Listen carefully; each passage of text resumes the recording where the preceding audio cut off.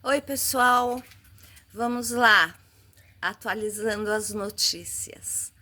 Na última vez que eu tive a oportunidade de falar com vocês, eu disse que por conta da queda da imunidade, né, por causa de ter pego o H1N1 e ter ficado 3 dias internada no hospital, o oncologista resolveu adiar em uma semana a última sessão de quimioterapia mais pesada, né? Então, eu tive no dia 11/4 a sexta aplicação e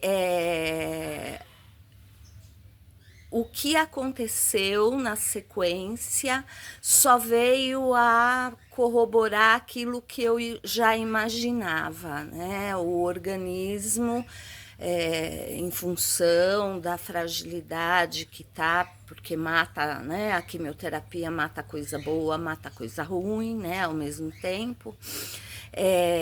Acabou se mostrando de fato uma questão cumulativa, né? Então, as reações a cada sessão que eu passava pioravam, tanto é que a imunidade caiu de tal forma que eu peguei o H1N1, tive problema com maior queda ainda de imunidade, a diarreia que vinha normalmente após a quimioterapia acabou se agravando.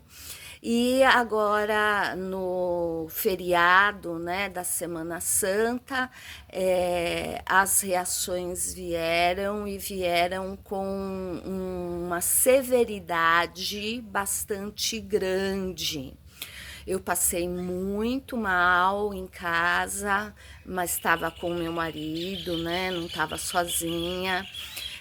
Do sábado de Aleluia para o domingo de Páscoa, e não conseguia ir para o hospital porque não havia intervalo suficiente entre uma ida no banheiro e outra para chegar até o hospital. Né? Chegamos a pensar até em ambulância, né? Algo que fosse menos vexatório, né? Chegando de forma menos higiênica num pronto-socorro. Né? Aí, depois de 12 horas de sofrimento, tanto em questão de indigestão, de má digestão, quanto na questão intestinal, eu consegui um intervalo para chegar até o hospital mais próximo, não consegui chegar até o AC Camargo, né? Então, dentro do meu convênio, eu vi o hospital mais próximo e meu marido me levou, né? Chegando lá, eu estava no limite das minhas forças, não tinha mais força, né? Estava muito fraca. Me levaram direto para observação. O oncologista de plantão foi chamado e eles resolveram me internar e começar a medicação na hora. Os sinais vitais não estavam bons e os exames de sangue que foram colhidos também não trouxeram boas notícias, né? Então eu fiquei internada do domingo de Páscoa até ontem, quarta-feira. E depois de tomar 2 tipos de antibiótico na veia e muita medicação para estômago, para fígado, soro para hidratação, injeção na barriga, anticoagulante, injeção na barriga para aumentar a imunidade. Aí vamos dizer assim, né, o intestino e a sensação de má digestão diminuíram, a imunidade subiu e eles me liberaram para tomar o restante do antibiótico em casa. Como vocês podem ver pelas flores, né, e o barulho dos pássaros, eu já estou aqui na casa da minha mãe está cuidando de mim. Mas eu tenho observado que desde ontem à noite está saindo sangue pela urina. Então, quero crer que seja em função de todo o esforço que o organismo fez naquela noite, né? Com problemas gastrointestinais, que o hospital, num primeiro momento, não sabia dizer se era bacteriano, se era virose ou se era parasitário, né? Também fiz exame para ver se tinha algum parasita, né? na região do intestino. Todo esse esforço que foi provocado em 12 horas aí na madrugada de sábado para domingo, se é esse esforço que está provocando a perda de sangue pela urina. Estou aumentando a quantidade de água, porque se for, né, um restolho, né, do drama passado, com o aumento de água, acredito eu que a urina tenda a ficar mais clara, né? Caso contrário, eu vou ter que voltar para o hospital. Então, gente, é uma luta que às vezes a gente assim, né, aparentando força, resiliência, alguns podem achar que né, não é tão duro assim, né?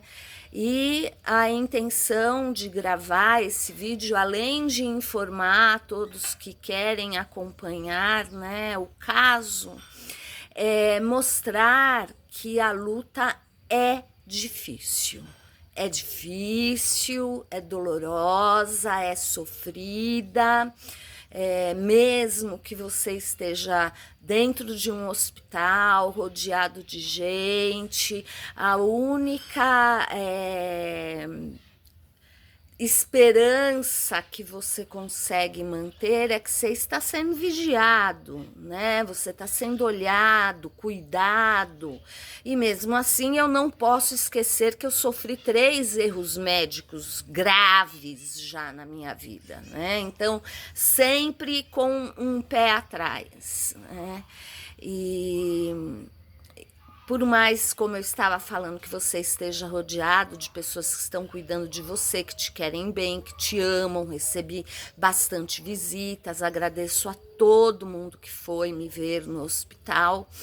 Meu marido dormiu todos esses dias do feriado num sofazinho que os pés dele ficavam da canela para o pé, ficava tudo para fora.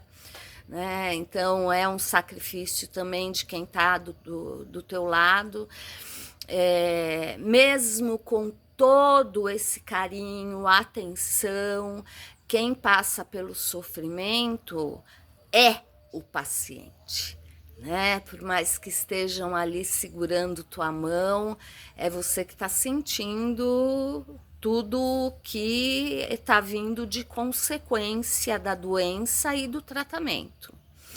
Então, eu queria acabar com essa questão, né, de que algumas pessoas olham para quem está sofrendo com a doença e diz, né, se levou, estava deprimida, não lutou o tanto que poderia ter lutado, né? Achando que talvez seja mais fácil do que o que a pessoa passou, né? E não é. Cada um tem o seu limite, cada um tem sua forma de sentir, cada organismo reage de um jeito. Essa doença ainda é um tabu na nossa sociedade. mas a cada notícia dos nossos cientistas, isso me enche de esperança, porque eu sei que eu vou, né? A indústria farmacêutica não vai abrir a mão tão rápido dos lucros dela, mas eu tenho esperança na geração dos meus sobrinhos, que eles não vão conseguir conter os cientistas que conseguem quebrar a barreira do liberalismo e do neoliberalismo que comanda os governos dos países capitalistas e conseguem mostrar para a população, e a população faz esse enfrentamento com a sociedade a respeito das vacinas descobertas e os novos medicamentos. Então eu peço a toda a população que tem aí um parente que está enfrentando essa doença, que divulgue as descobertas das vacinas russa e cubanas.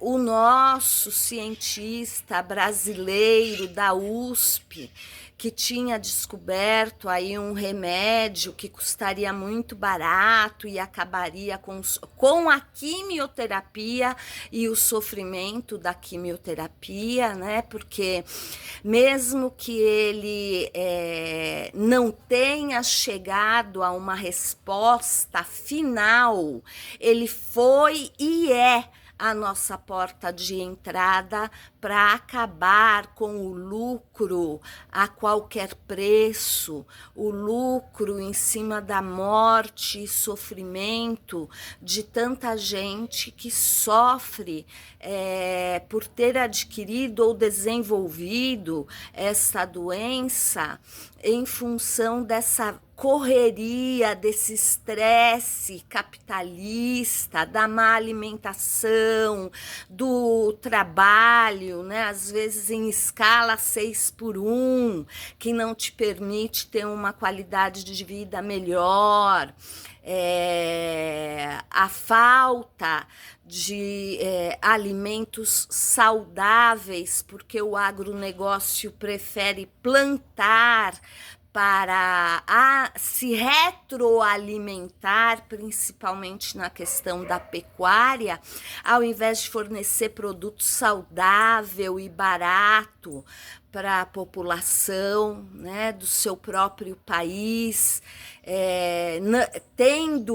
não tendo uma consciência agroecológica de que vivemos num mesmo planeta, numa casa comum, e se entupindo as plantações com agrotóxicos, no caso do Brasil, agrotóxicos que já estão proibidos em outros países por serem comprovadamente cancerígenos, né? A falta de cuidado com as nossas águas, que vão aí acabar levando metais pesados para lençóis freáticos, como no caso do sul do nosso país, onde já foi detectado metais pesados no leite materno. Então a criança já nasce consumindo, né, algo que a gente acha que deveria ser tão natural, né, uma bênção da natureza, o leite materno, mas já contaminado por metais pesados que a mãe, através da sua alimentação, da sua hidratação, acaba introduzindo no seu organismo para dar lucro ao agronegócio. Estamos falando aí agronegócio de latifundiários. Não estamos falando de médios proprietários de terra e muito menos da agricultura familiar, né? Então a gente vê que as lutas, elas estão ligadas. E nós precisamos entender que estas lutas estão ligadas e ao tomarmos uma bandeira para lutar por ela, sabermos onde esta luta se liga. Porque a nossa bandeira não pode terminar em si mesma. Então é esse o recado que eu queria dar para vocês. Eu tenho recebido muita ligação de pessoas que souberam da internação e estão muito preocupadas. Então ontem de manhã eu recebi a alta, ontem à tarde eu vim para o interior de São Paulo, pretendo permanecer até domingo. E depois eu volto para São Paulo, porque no dia 2 de maio, bem no meio do feriadão de 1º de maio, eu tenho a minha primeira sessão de imunoterapia. E no sábado seguinte, né, a sexta-feira, no dia 3, eu tenho que tomar aquela medicação para os ossos, que quando eu fui tomar a primeira, né, a enfermeira virou para mim e falou: imagina, né, não dá reação nenhuma. Quase morri no dia seguinte, né, com as reações. Então, eu acho que meu sofrimento em relação a esses quimioterápicos, né, ainda não passou. Mas continuo contando com as tuas preces, orações, sentimentos, energias positivas, amizade. E segura na minha mão e não larga não, né? É muito mais fácil quando eu vejo que vocês estão do meu lado.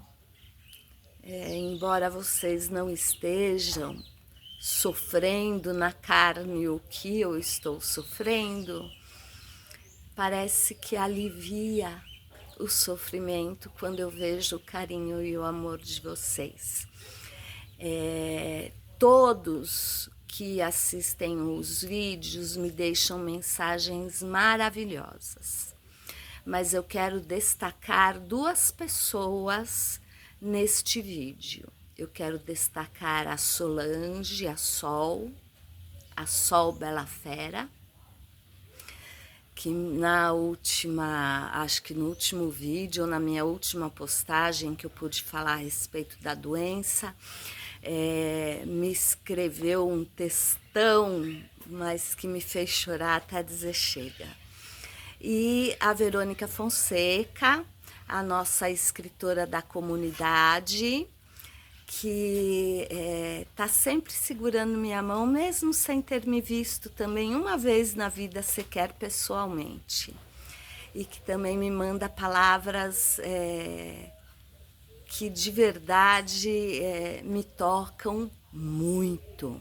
Não estou me desfazendo das demais palavras, não. Mas é que ultimamente a Verônica Fonseca e a Sol têm tido aí a destreza de me fazer chorar, né? De alegria, de tocada, de emocionada, né? E isso acaba me dando até mais força para brigar, porque eu sou briguenta. E vocês sabem disso, quem segue o canal sabe. Então, vamos esperar aí as cenas dos próximos capítulos e ver como que a urina se comporta depois de um aumento na ingestão de água, se ela clareia ou não. Se eu precisar voltar para São Paulo, eu aviso vocês. Um beijo grande, muito obrigada. Estamos na luta. Vamos juntar a saúde com essa questão da agroecologia para que a nossa nova geração possa de verdade se utilizar das descobertas científicas que a indústria farmacêutica tenta apagar. Conto com você. Vamos juntos. Não solta minha mão, não. Tchau.